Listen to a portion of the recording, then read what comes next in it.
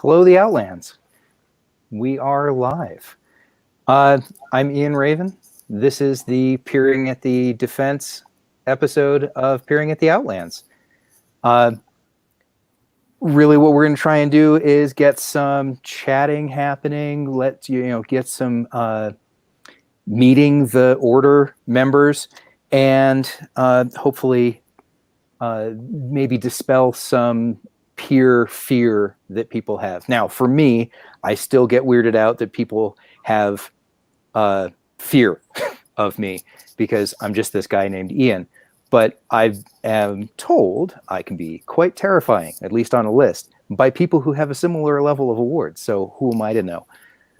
Anyway, my guest tonight is someone who is not only an excellent example of a courtier, he's an excellent example of what happens when you work really hard to make period fencing styles a living, breathing thing. He's also one of the first people to treat me as one of us, in quotes, when my family and I moved to the Outlands. So welcome, please, Don Antoine de Vallier, Vigilant for the Order of the Defense. How are we doing? Bonsoir. Excellent. How are we doing tonight? Pretty well. Hectic, of course. Lockdown and lots of mundane work, but doing well. How are you? I'm kind of the same, except for that essential worker thing means I have to leave the house all the time. Same. Once in a while, I'd love to be locked down. Get some practice time in or something. So, Order of Defense. Oh, good. Don Carlos says, "We heart Antoine." No, he just likes to stab me, that's all. All right. So when I asked, what got you to join and what hooked you, what made you stay, you had a story kind of similar to mine in the sense of, the general sense, but otherwise very, very different because mine involves being in this country and yours involves being in Germany. Yep. So talk to me a little bit about that. Well, Army brat, proud. My family was stationed in Warner Kaserne, Bamberg, Germany. This was 90 to 92. Summer of 91, as I mentioned. Friend's house, just playing Dungeons and Dragons. 17, having a lot of fun. Walked in the local housing area. And I heard this banging and rattling, and I was like, what the heck? Walked over to the park, and there's two guys in 14th century armor. And literally looked like they stepped out of the books I was carrying. Just wailing on each other and having a good old time. So I walked over, and I sat down and watched them for a while. And then they kind of noticed that I was there, and they popped the tops, took water, and were, explained what they were doing, who they were part of. One of the gentlemen was actually in my dad's battalion, Field Artillery Battalion. And the other guy was an MP. And they explained the society, and they explained the noble virtues.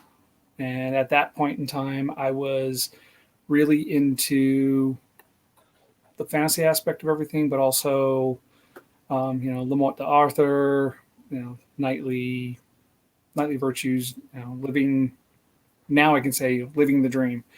And they pretty much hooked me at that point because they let me get in armor for a little bit, played, took some shots, and then I went home. Next day in the Stars and Stripes, there's an article with pictures of them and explaining what it was. And yeah, that was July of 91, and I haven't looked back. There you go. See, that's kind of what's similar to mine is that my campus group practiced directly between my dorm and my dining hall. So to get to one or the other, we had to walk past them.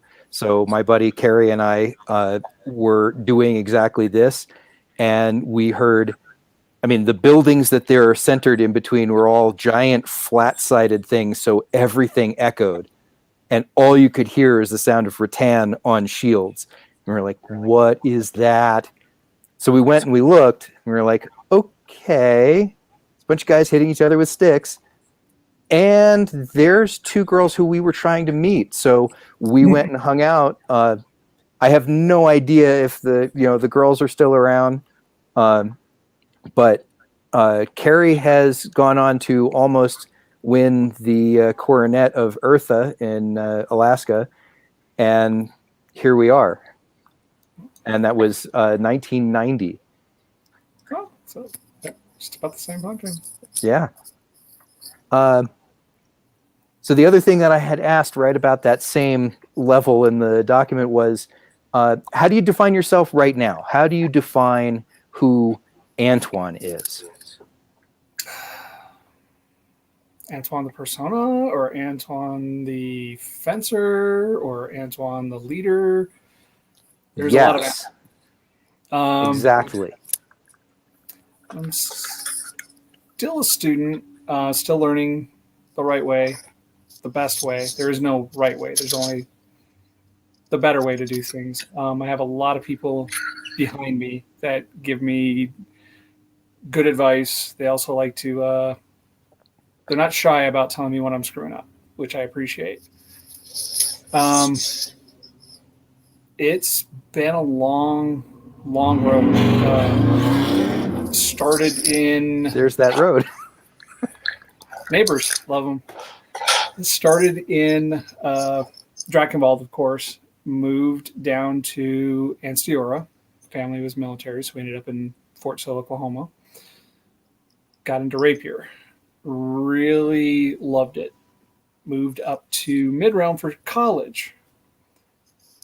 And as I had mentioned, got my butt stomped.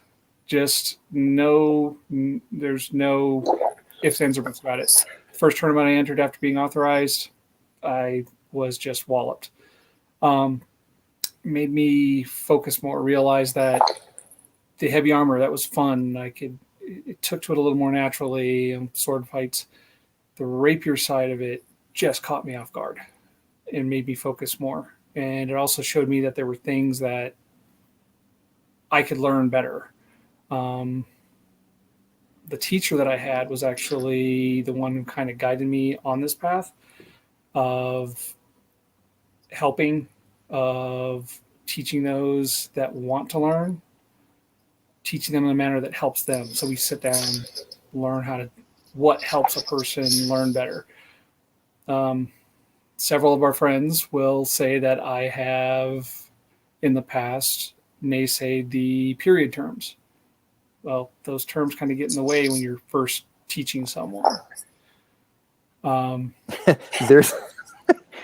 We once tried to get Don Nigel in the East to add period terms to his class on basic guards, and the response was, "No, that right there, that's second." He goes, "Oh, second this." Well, we've advanced a lot in the last 2 decades, actually. Sure. But my path was basically going from collegiate style, knowing, the box parries, basically the 1, 2, 3, 4 parries, most people call it, which is now, prima, second, terza. We learn them. We know what they are. We have a common language now. Basically, it's been a growing process for me, and I'm still growing with it. I mean, I've got people that trust me to teach them. I've got friends who trust me to be a good person and to be a good example. And that's kind of my rambling path of, oh, that didn't work, fix it next day. Oh, that didn't work, fix it the next day. Don't dwell on it. Don't get wrapped up in it. Just do better next time. Oh, don't dwell on it. Oh, that's what I've been doing wrong. Sorry, a little thirsty here. That's a good thought. So I got a couple of questions here in the chat. Sir Finn would like to know, what are you looking forward to bringing to the defense? Which I think is going to tie into what you were just talking about. I don't know, more energy. There's already a lot of energy. I want to add my energy to the group. We're pushing forward with a lot of things. A lot of my brothers and sisters have a vision and a direction they want to go. I want to help with that. I want to, add my voice to the chorus and move things so that this little fledgling order it's across the known world. We're a small order. We're all trying to find that niche where we're fitting in because we fit into multiples. But we have to focus on leading the rapier community, making the rapier community that thing that brought us in initially, that wow moment for someone, not to be afraid to, step up and do the right thing right then and there. So. All right. Some guy named Master Davius says that Outland mods are short. What do you think about that? Some guy. Yeah. Yeah, we're short. Yeah. We'll talk later. I was thinking we should have him put his money where his mouth is, I think. Or at least his fencing gear. Yeah, I like that. There we go. He's your problem. You caused that. I did. Sorry, not sorry. No. Davis is amazing. Davis is a great example. One of the many that I have that good sounding boards for those problems that crop up every once in a while. Or, hey, I'm thinking of doing this. Is this a good idea? Right. Yeah, he's really become really good people. From a guy who showed up at a barony meeting and said, I don't know. You know what? You couldn't pay me to wear a floofy shirt. He is now king of the floofy shirt. He is. He is truly. He owns that.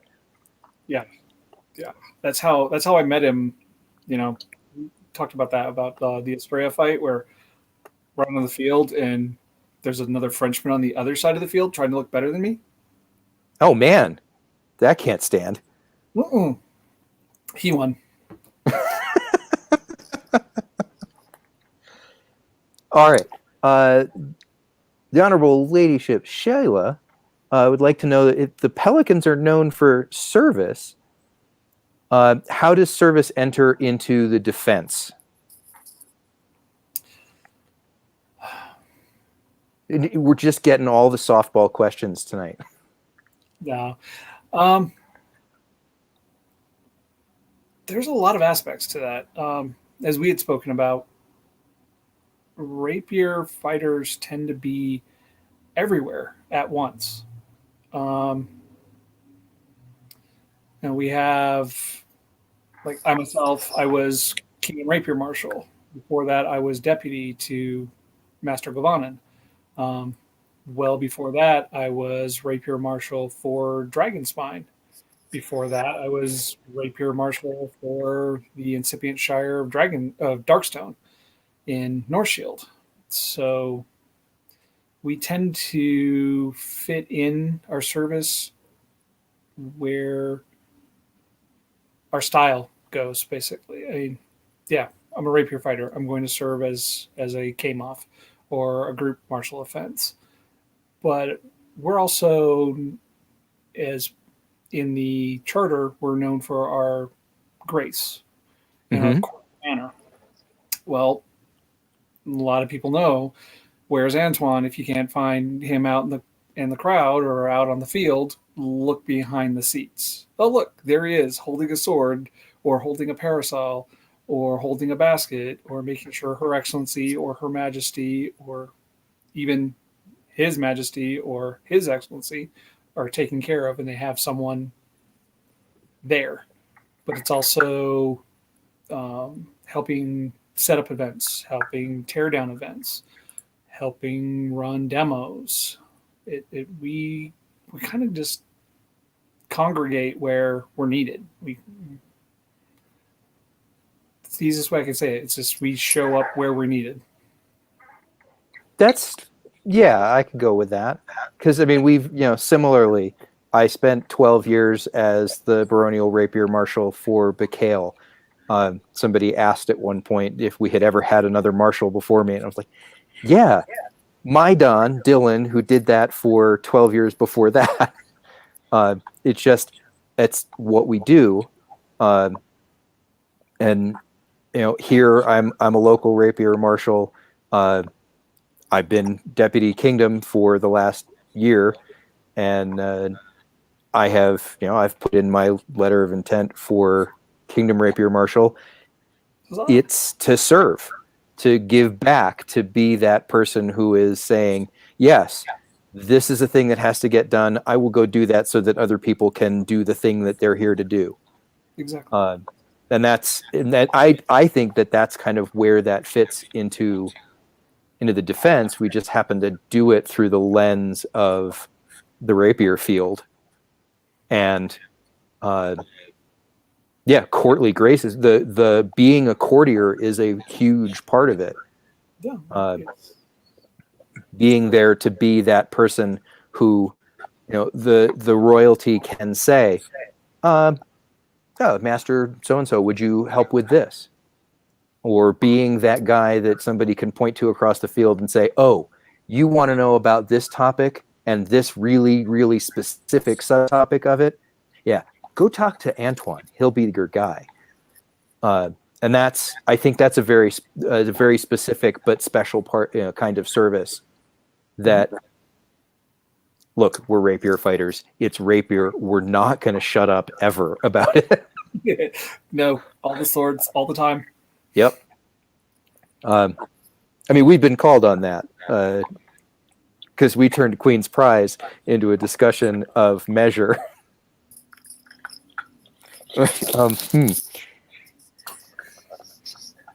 We've been run out of places for constantly talking about rapier. We have, in fact. Now, let's see. I have another question here that I believe...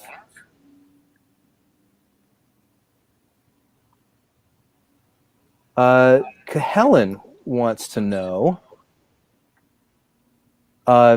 you're also involved in the arts. Mm-hmm. What personal characteristics do you feel that play into your arts and fencing and other arenas? So, like, I guess what we're saying is, what of yourself do you find driving those interests? Well, learning, of course, but creativity. When I'm on the rapier field, I want it to be not just as much a chance at victory, but I want my opponent to enjoy themselves. I want to give them my best fight. I want to give them the best action on the field.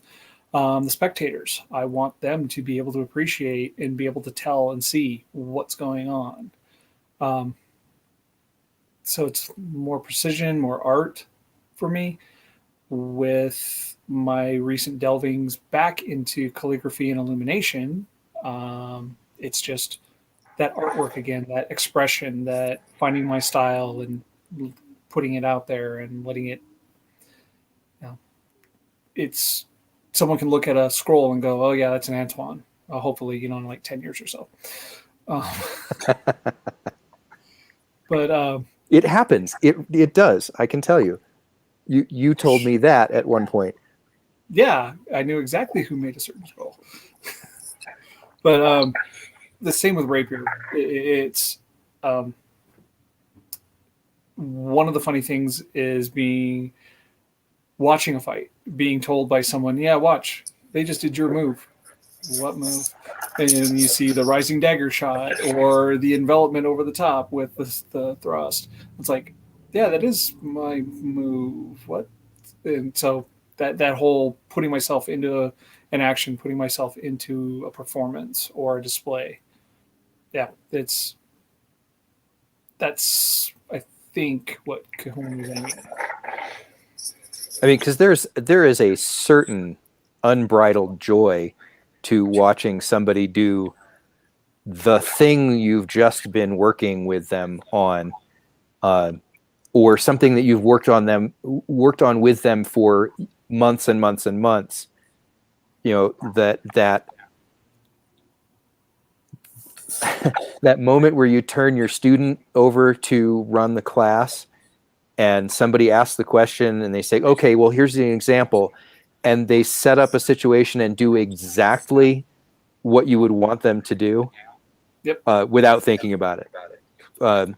It's just, that's amazing because you get to see what you believe in, what you feel is important, going forth.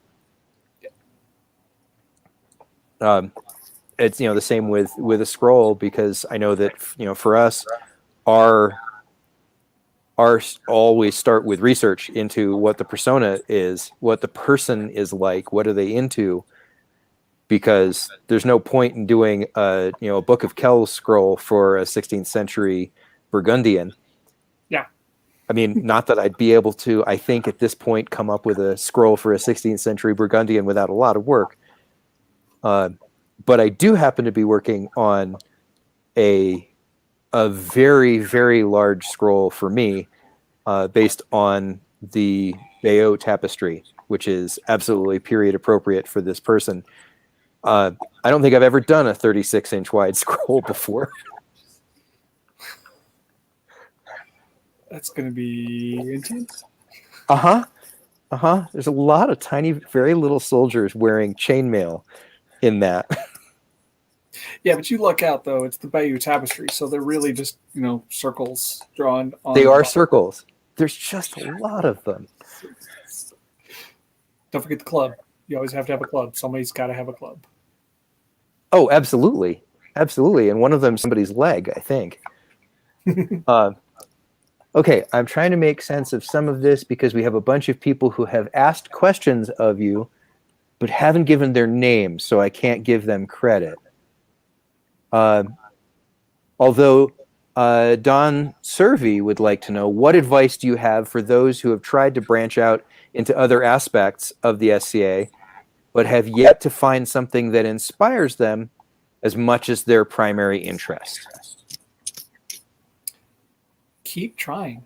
I know it sounds like a kind of flat answer, but there's a lot that the society can offer. There's a lot of art. There's a lot of science. There's a lot of service that can be done. We have a broad range, and I know we have it. It expands and it contracts and it makes exceptions, and the bod comes down and says, "This is what we are." But as a very wise and lovely woman once told me, the SCA is big enough for everybody to have their fun, and you just got to find that fun. Be it Burgundian scroll work, Mongolian throat singing. Come on, those are great. Absolutely. One of our locals, you know him well, Turlo. He loves to figure out how these boxes and blacksmithing, and locks were made. And he goes and he tries to get pictures from museums on the inner workings and such.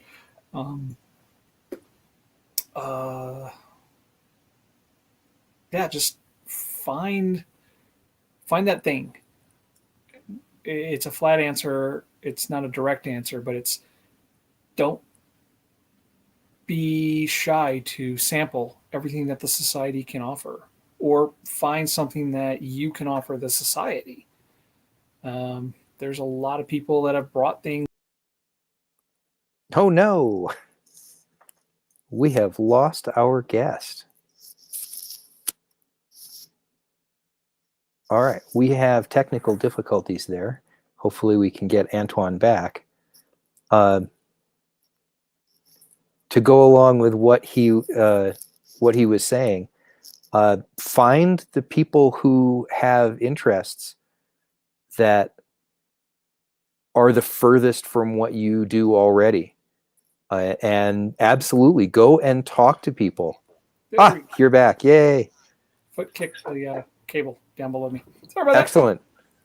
Excellent. No, I was just saying, you go and find somebody who is, whose interests lie the furthest away from yours, and see, what they have to say, what draws them to what they do, and work from that. If I were going to be getting into blacksmithing, I have several people I would go and talk to. Turlo is one of them, because he has done such amazing work with locks. We own one. I got one from him for Annis's elevation. It is absolutely period specific and appropriate and wonderful and simple. It is so amazing. And then if I were to go into that, I would go and say, talk to me about these locks. I mean, I've done that already. I've spent an hour at an event talking to him just about the locks and the box that he keeps his quest materials in. I have done that with people whose arts I didn't even know anything about. And I'll go up and ask all the dumb questions and just have them talk to me about it, because it's just that cool. So if there was anything I could give as advice, it would be that. Yeah, definitely go anything that piques your interest. There's a smorgasbord of activities and things that we can do. There's things that we should be delving into: court dancing, period music, actual prose, textiles, everything. There's so much that we can work on and work with, and people, Serby, you could find your thing. Oh no. Bob? He makes the same suggestion in his mundane life to friends and those who call him friend. I presume going and asking people to talk to them about what they're doing. Mm-hmm. So that's my coworker and one of my best friends, Bob. Excellent. And we talk all day to keep the mundanity and the actual frustration, let's put it that way, from overtaking us at work. And we've spoken for years on everything from books to music to gaming to fencing to archery. It's the same advice that I always give. Is like, if you want to try something, go try it. It's there for you to experience. It's certainly a lot easier when we have events to go to. But one of the cool things about what we're seeing in this time of plague is people are out there. We have a medium to share what we know. And there are people just putting stuff out there that no one's going to care, but here is the Egyptian bullfrog collection that I've been studying and learning to make the same pottery that they did. And there's 400 people on there going, this is really great. Yeah, exactly. I mean, the digital medium, it's not, what a lot of people want, but it's what we have right now. It's what we need right now to stay in contact and to, like you say, share those things. I mean, we're sharing a video. We have a new series here in the Outlands, Peering at the Outlands. We have the Royal Outlands Tea. Mm-hmm. There's just several. It's a way to stay in contact. It's a way to keep that information flowing. It's the way to share. And, we just got to roll with those punches. Now, I do want to say, having seen several of these episodes of this medium where we're getting to talk to people and get knowledge of people who maybe you wouldn't meet because they have a big shiny white belt or a collar or laurel wreath, we're getting an awful lot more questions than we have on some of the other episodes, which is kind of cool because that's moving us right along. Let's see. I know that Baron Samuel would love to know if, hypothetical question, you would fight for your consort in a rapier crown tourney, assuming such a thing existed. It specifically says not to get into whether it should or whether it will, but if it did. Okay. Well, he and several know my stance on that. We'll just leave it that I am a staunch traditionalist, and what's written by the bod is written by the bod. That's that being fair. said, that being said, hypothetically, if we had a rapier crown tourney or a principality tourney, yeah, I think I would, because it's a tournament. I enjoy tournaments. I also would like to see. I'd like to give something to my lady, more than being Antoine's or Antoine's husband or wife. Right. She's amazing, and I would definitely want to do that for her.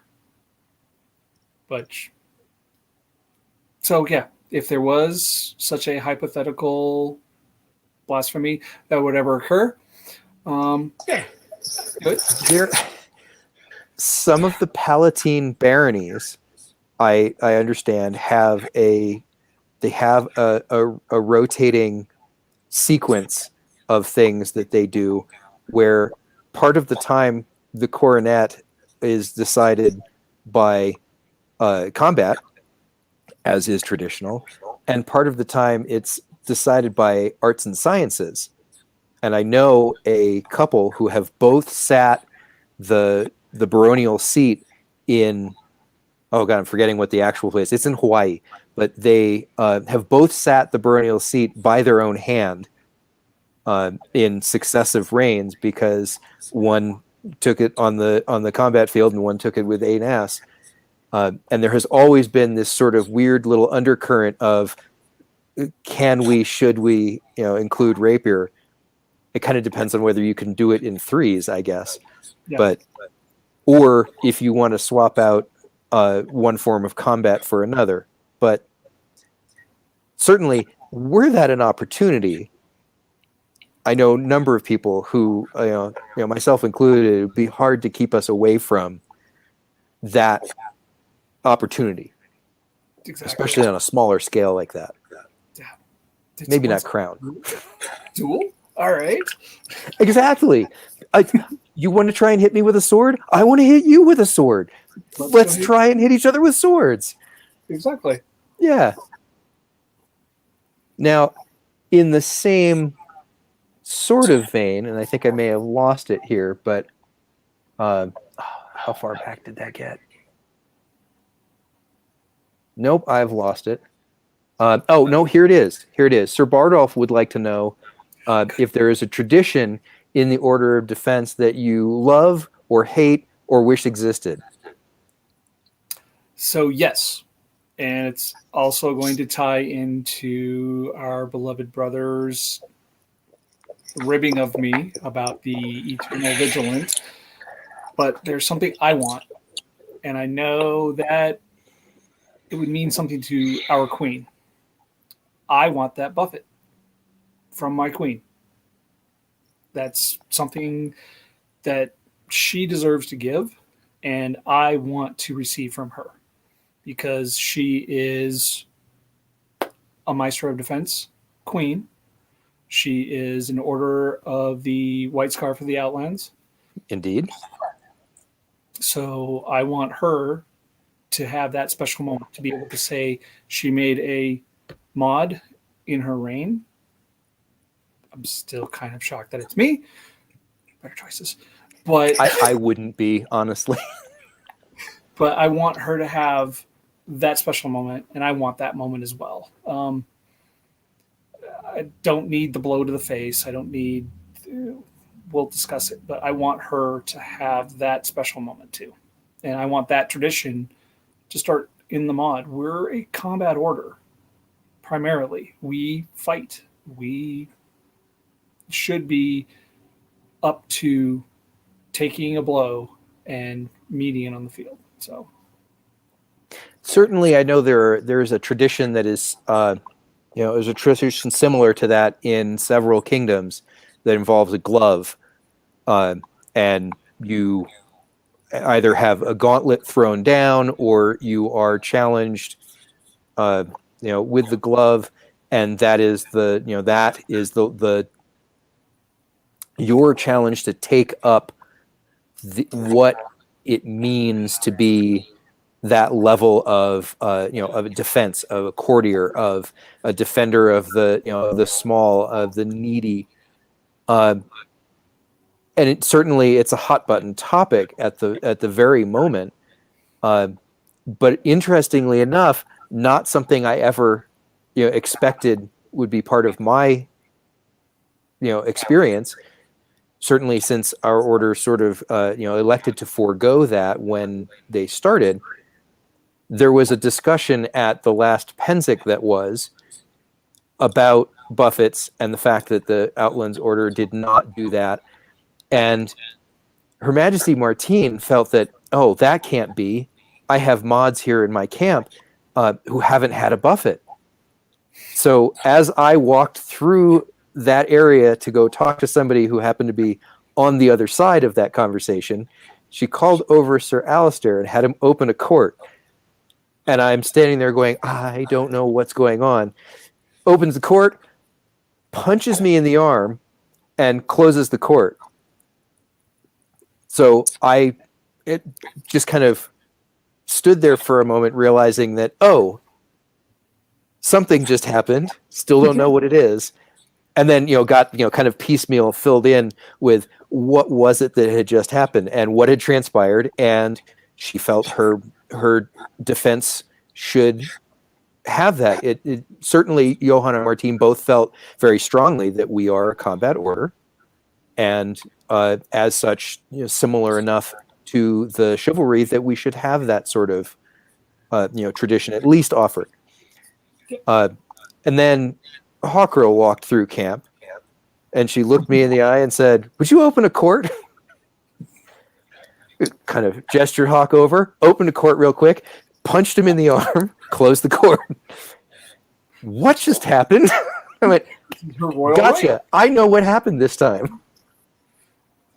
So, I mean, certainly for me, that had a certain level of meaning to be, given that opportunity by somebody who felt very strongly that it was something somebody should have the opportunity to have. But I don't think I would have ever asked for it or gone out of my way. I just think it's kind of a neat thing that I now have as part of my experience. Mm-hmm. Let's see, what else do we have?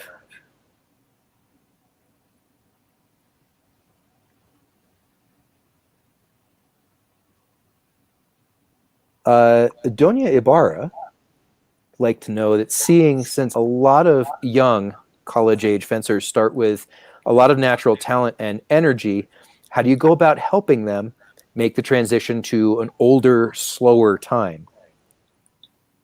Now, I have an answer for that, but I'd like to hear what yours is. We might actually share the same answer because my son, Kanad, is facing that. He was a wonder child, but when you grow up with literally from the moment he could walk, he was running around with my dagger. And, oh, absolutely, yeah. And now Tamsin, who's going to be 15 soon, she was the same way. There's pictures of her playing with a wooden sword and beating me at buckler. I was the same way. Energy, just explosive, all the talent, could just run out there and last for bout after bout after bout. But what really keeps that going, keeps that skill going, that transition from the fresh and fast to mature and seasoned, let's put it that way, is practice and just constant practice. There's the saying, Davius is a lover of this saying, is slow or smooth is slow, slow is smooth, smooth is fast. There we go. repetition of the motion, learning how to do your transitions. I'm not saying go out there and do 100 lunges, Oh, but I am. of course you would. But, the focus of practice, I should say. Yeah, you're really good, you're really fast, but what are you going to do when you can't move as fast? What are you going to do when your joints are a little bit sore? What are you going to do if you can't revel like you used to? You have to wake up the next morning and go to a tournament in Estrella. We won't talk about that, but you have to have something to fall back on, and that falling back on is the practice, is the knowing your form, knowing your repetition, knowing your distance, knowing your measure, knowing your footwork, knowing how to die beautifully. Fallen snow. Yeah.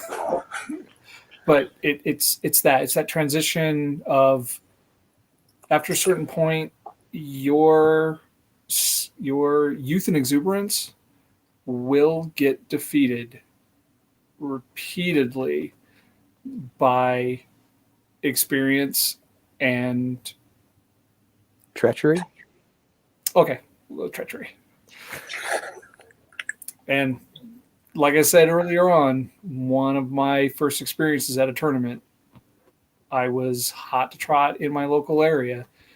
We went down to Milwaukee. I can't remember the name of the barony, but literally losing my sword 2 times in a 5-round tournament. That hurts. To the same gentleman. Oh, he disarmed me. And I was like, okay, I guess I need to focus more. that guy is currently running the practice in Bacale for me. I've run into that same problem where I had to learn how to fight refused because I wouldn't give this guy my sword because he'd take it and knock it into the next list. Yep. So what you're saying is all very much in line with what I was brought up to believe, which is don't count on the fact that you might be fast.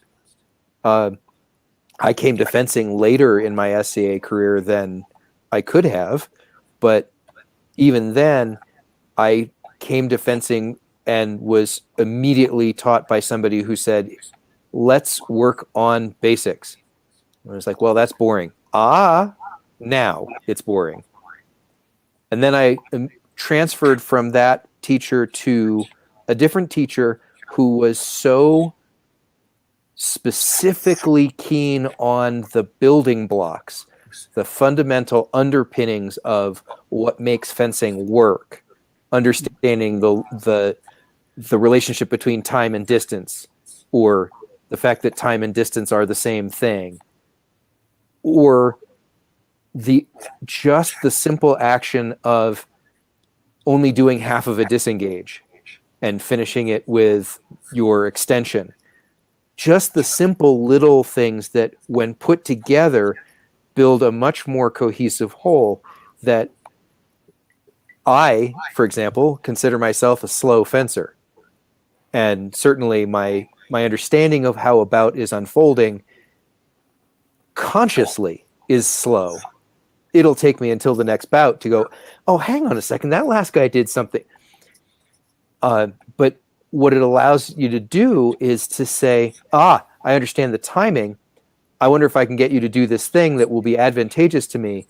While you're doing that thing, over here, I'm going to hit you over here, which makes you seem a lot faster than you actually are, and it's sustainable. Mm-hmm. Most of what I try and teach people, even the youngest people that I teach, I try and start with that because it will last, and it will last, and it will last, and it will last. And even now, when I have issues with feeling parts of my feet, I can do what I do because I've been doing it at the level that my Don was happy with for so long. Also, get yourself put in charge of teaching the newbies the basics. That one helps a lot. Yeah, there's pictures of me here in Dragonspine leading a class. And it's like, well, why aren't you out there fighting? You know, and this was after I had become a White Scarf. It's like, why aren't you out there fighting more? I was like, because they need to learn.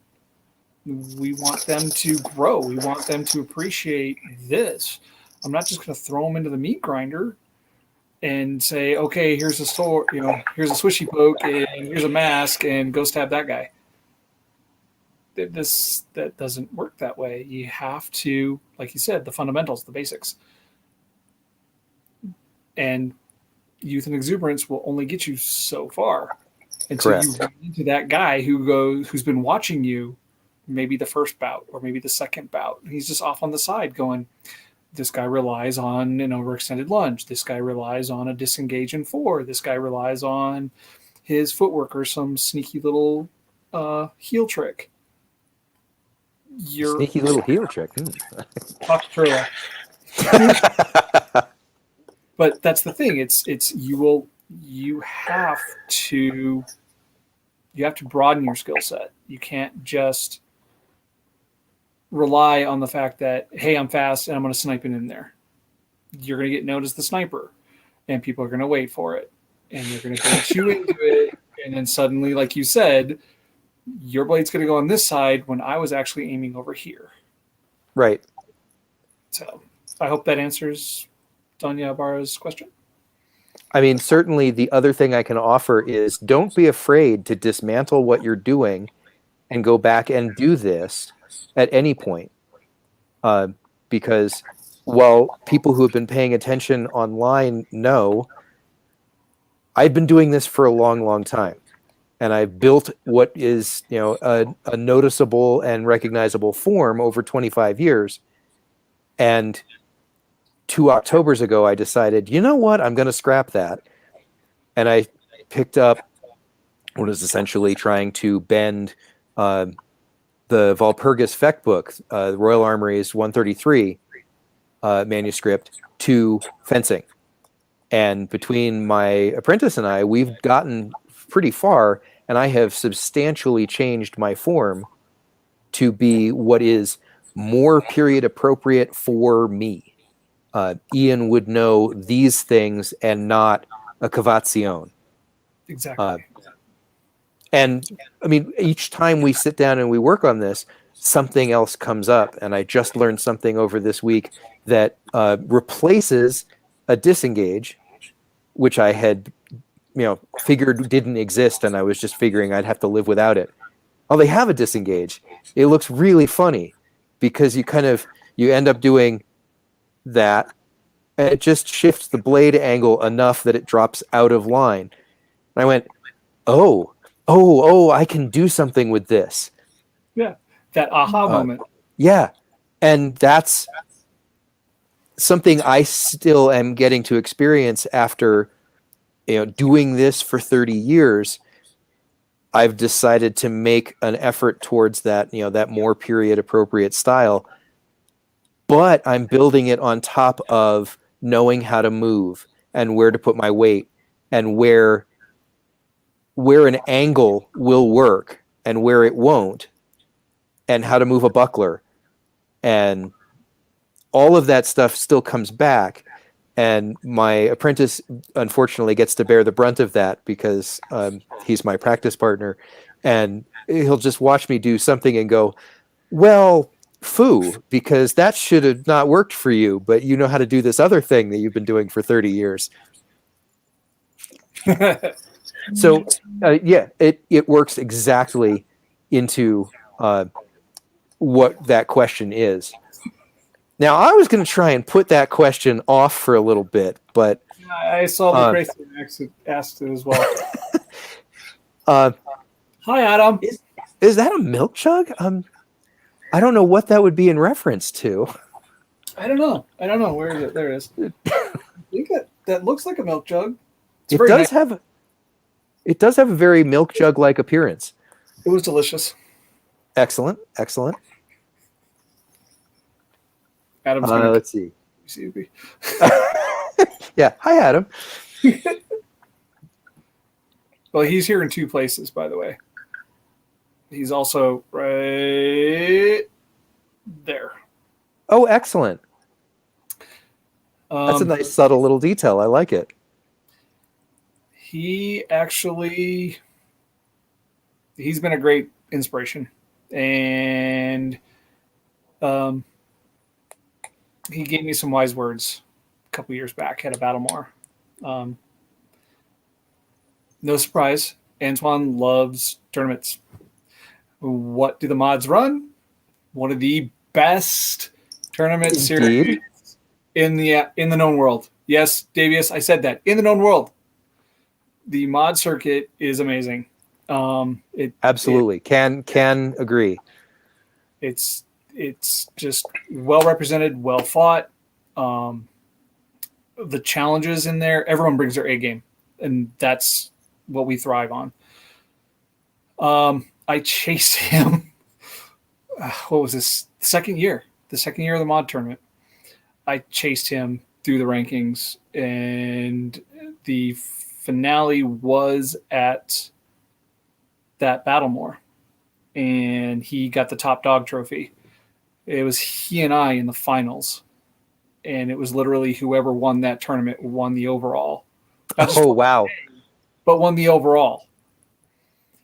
And he, true to form, true to style, I fell back on I've got style, I've got speed, I can do it. I've got 3 feet of his steel through my chest. He won.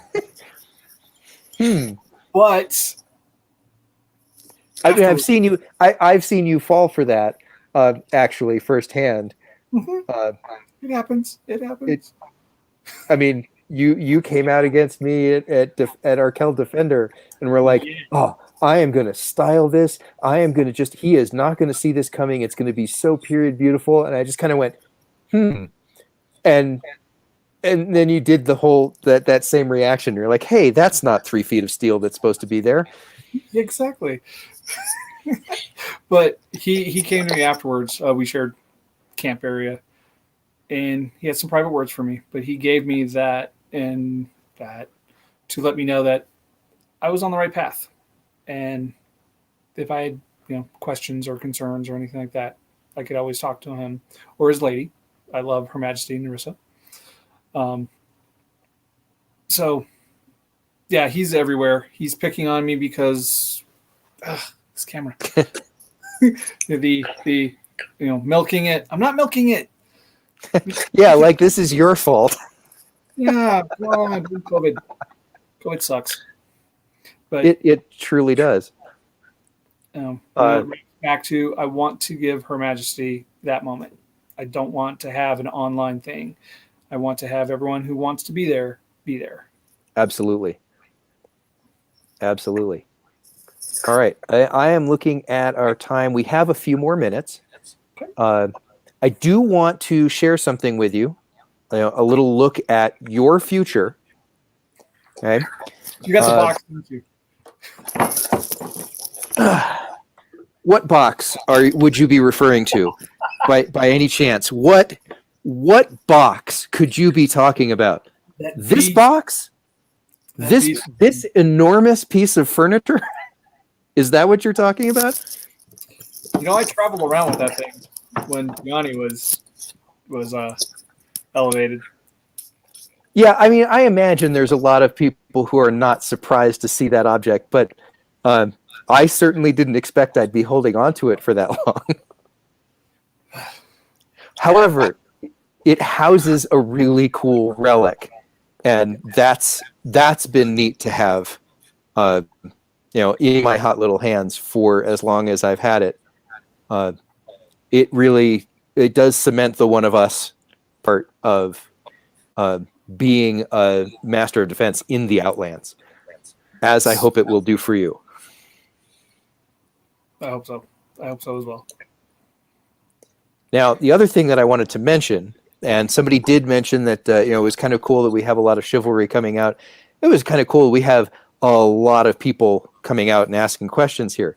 However, what I wanted to get into was briefly, there was a bar that was set on last week's Pelican episode of Peering at the Outlands, because Mistress Somaswell's guest, Duchess Slane, was asked about and showed us her scepter for when she was referred to as the Bone Countess. Now, I don't know that we have anything as weird and wonderful as 18 inches of walrus bone of a particular type. But I did ask if you had anything rapier related that might be kind of in that vein. I don't know if you do with you, but I had 2 examples that I hoped might come close to that bar. Is it the weasel? You have the weasel, don't you? No, I don't. That's in the possession of Don Jahan. What I do have, though, is the rubber flamingo that I often have used as an offhand parry. The reason I bring this up is not just that it is a pink rubber chicken-like object, but that it makes noise and that it is distressing. It is a flamingo that has given up, and that's as bad as it gets, really. The other thing that I wanted to bring up before we go is that, in case anybody asked, yes, I am wearing the boots from my photograph, because nothing says respectability like having a nickname of Don Stripper Boots. So I have something too that my shipmates on the Morning Glory, my friends who fight with me, and all my cadets understand. Yes, I'm wearing my boots. Excellent. And yes, it's in. Aha! Wonderful. Wonderful. So someone asked if we were being presumptuous, putting Her Majesty on the spot. I don't know if putting anyone on the spot is something that we intended here. And Elena would like us to know that the box was in her house for 2 years. So I guess what she's saying is I should suck it up. I'm good with that. Okay, so before we go, I just wanted to do my thank yous here, because that's the end of our first defense episode. I wanted to thank Antoine for chatting with me, our tech crew for making all of this wonderful stuff work, even with our our couple of issues today, like not remembering that it was time to show up. I didn't either, so I'm not putting you on the spot. I'm putting myself on blast. And thank you to the Outlands and everyone else who has come to watch whatever the heck this was. Remember to tune in next week on Tuesday, March 9th at 6 for Finn's next Peering at the Chivalry episode, where he'll be talking to Sir Bardolph Gunwaldson. There he is. And until then, keep your guard up and keep the pointy end in the other guy.